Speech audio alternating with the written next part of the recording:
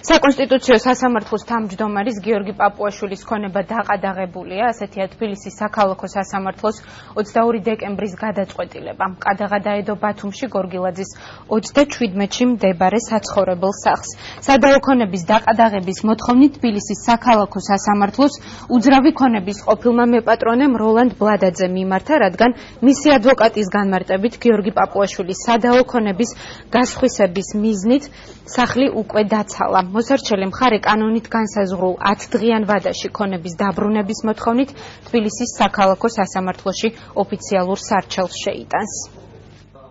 ჩვენ მივიღეთ ინფორმაცია, რომ ის ქონების განსხვისებას ხელმეორედ აპირებდა, ამჟამად აპირებდა უკრაინის მოქალაქეზე იმისთვის, რომ მხარეს დავის შემდგომი პერსპექტივა გაერტულებინა. თბილისის საქალაქო სასამართლოში ჩვენ შევდივართ სარჩელით, რომელიც იქნება გაცილებით მეტი მტკიცებულებებით წარმოდგენილი, ვიდრე ეს იყო ყადაღის უზრუნველყოფისთვის წარდგენილი განცხადების მტკიცებულებებისთვის საჭირო.